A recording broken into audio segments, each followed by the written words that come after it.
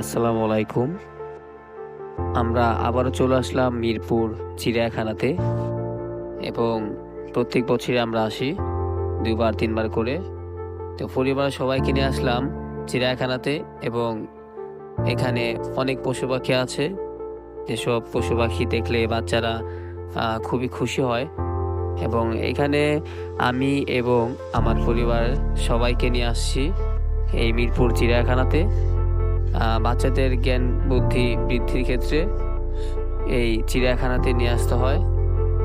এবং সেই সাথে আমার বড় ভাই এবং আমার ভাস্তি তারাও চলে আসছে হরিণ দেখতে, অনেক সুন্দর হরিণ।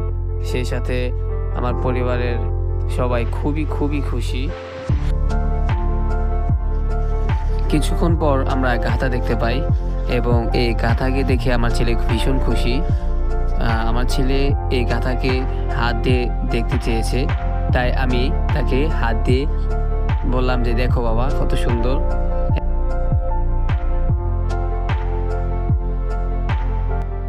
তারপর আমার ভাস্তিও চলে আসছে এখানে এই সুন্দর তপ্তপে সাদা রঙের গাধাটি ধরার জন্যে।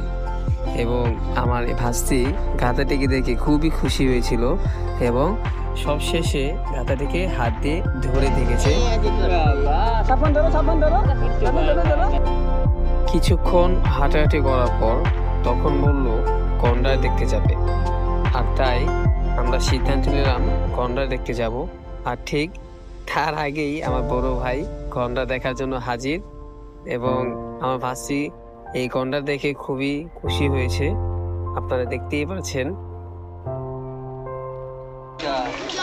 এই যে বুড়ি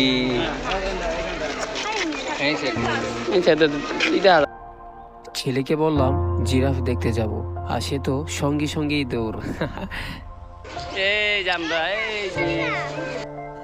তারপর আমরা সবাই মিলে একসাথে জিরাফ দেখলাম এবং আমরা সবাই খুবই খুশি যে একত্রিত হয়ে এভাবে জিরাফ দেখতে পেরে। সেই সাথে আমাদের ছেলেমেয়েরাও খুবই খুশি। এই যে বুড়ি জিরাফ কো জিরাফ ওই যে ওই যে। তারপর আমি ছেলেকে নিয়ে চলে আসলাম পাখি দেখতে এবং আমার ছেলে চলে আসছে আমার সাথে।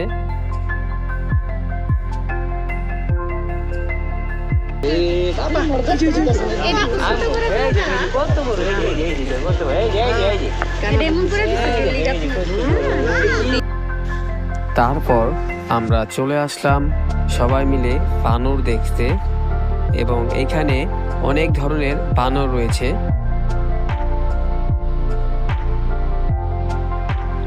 বানর দেখা শেষে আমরা চলে আসলাম উট পাখি দেখার জন্যে।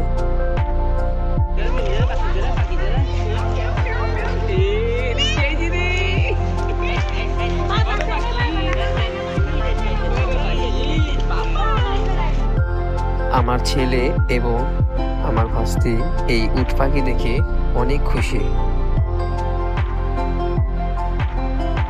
তারপর সেখান থেকে আমরা চলে গেলাম অন্য কিছু দেখার জন্য।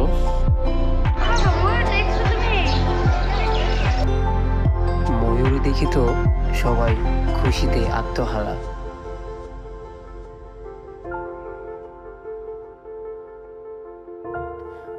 চলার সময় হঠাৎ করেই কালো ভাল্লুকের সাথে দেখা। পাপা এই যে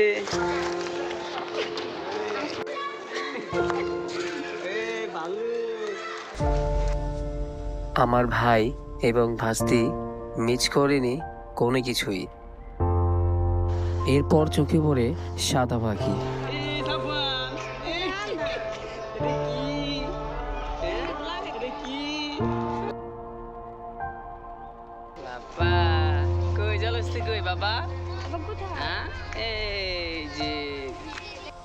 ছেলে আবারও আবদার করলো যে জলহস্তী দেখবে, তাই আবারও তাকে জলহস্তী দেখাতে নিয়ে আসলাম। এরপর বাঘ, কচ্ছপ এবং বিভিন্ন ধরনের পাখি এবং সবশেষে অ্যাকুরিয়ামে থাকা সমস্ত কিছু সবাই একসাথে দেখলাম।